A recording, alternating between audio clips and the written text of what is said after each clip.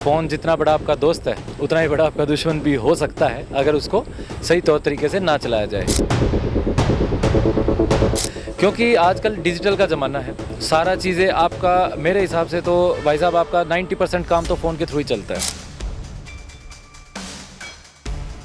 सुव्यवस्थित तरीके से एक बहुत बड़े लेवल पे, वर्ल्ड लेवल पे एक बहुत तगड़े लेवल का एक नेक्सस चलाया जा रहा है, जो साइबर क्राइम बेसिकली उसके तौर तरीके से हमारे पास पहुंचता है। डिफरेंट तौर तरीक़ों से आता है। कोई डिजिटल अरेस्ट करके आता है, किसी के फ़ोन पे कोई लिंक आता है, उस फ़ोन के लिंक करने से आपका फ़ोन जो है हैक हो जाएगा, पूरा मोबाइल का पूरा क्लोन हो जाएगा और किसी और के पास आपका एक्सेस हो जाएगा। कभी आपके पास कोई लिंक आएगा, कभी आपके पास कोई PDF आएगा, कभी आपको अगर आप स्टॉक मार्केट्स में अगर इन्वेस्ट कर रहे हो तो स्टॉक मार्केट्स में वो एक तरह से आपको एक व्हाट्सएप ग्रुप से जोड़ेंगे तो 5-7 मेंबर्स उनके ही होंगे जो आपस में ही मनी ट्रेलिंग करते रहते हैं, पैसे को फ्लोट करते रहते हैं और बाकी के सब नॉन मेंबर्स को, जो मेंबर्स हैं लेकिन जो उस पार्ट का, उस साइबर स्कैम का हिस्सा नहीं है, उनको ये लगता है कि इस ग्रुप पे तो सारी चीज़ें जेन्युइन चल रही हैं।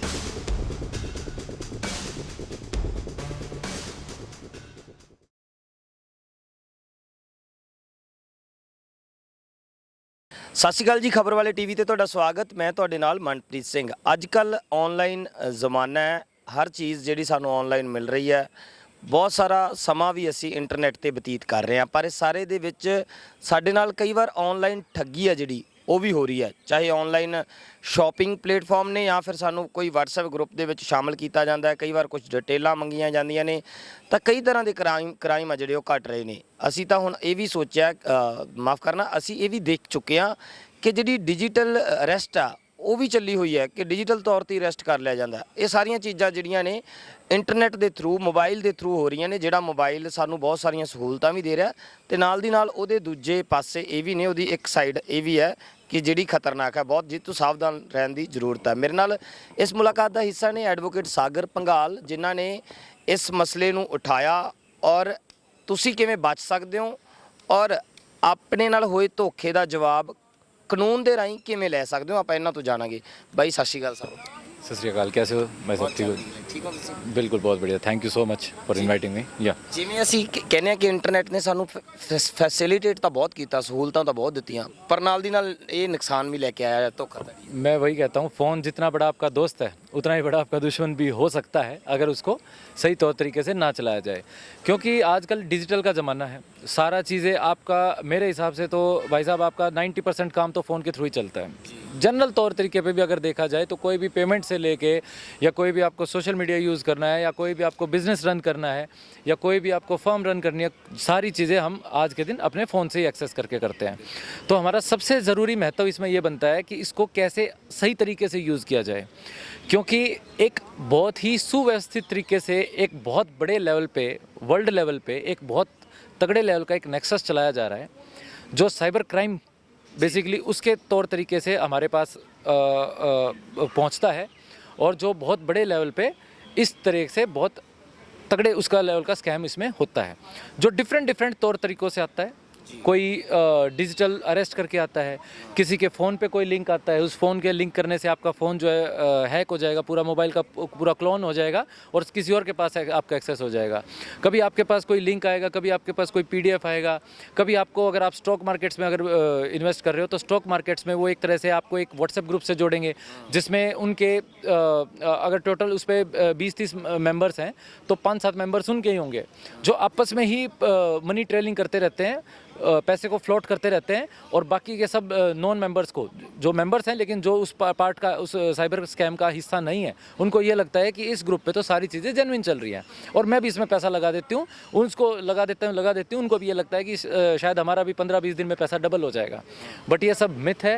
हाँ, अगर आप प्रॉपर गवर्नमेंट ऑफ इंडिया द्वारा ऑथराइज्ड या फिर आप प्रॉपर जो एक जेन्युइन हमारे ऐप्स हैं या जेन्युइन हमारा जो वेबसाइट्स है, अगर आप उनके थ्रू अगर वो करते हो तो वो काफ़ी हद तक आपके उसमें सेफ़ रहता है। लेकिन आज के दिन ये रेक्टिफाई करना बहुत मुश्किल हो चुका है कि कौन सा फेक और कौन सा ऑथराइज्ड है।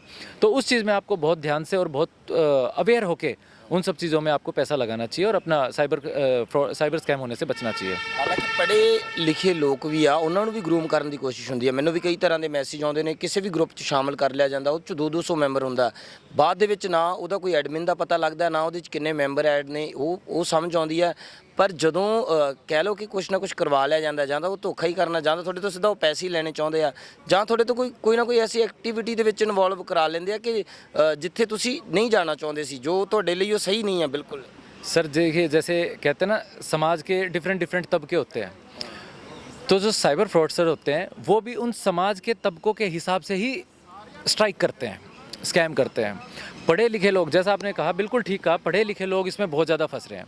वो क्या करते हैं, वो फाइनेंशियल सर्विसेज ज़्यादा लेते हैं। जो हमारे गांव का बच्चा है, जो हमारे देहात का बच्चा है, वो बेसिकली मीडिएटर के तौर पे फंसता है, या फिर अकाउंट प्रोवाइडर के तौर पे फंसता है, या किसी को कमीशन बेस करके अकाउंट खुलवा के दे देता है, या किसी के अकाउंट को आगे फर्दर किसी और को दे देता है।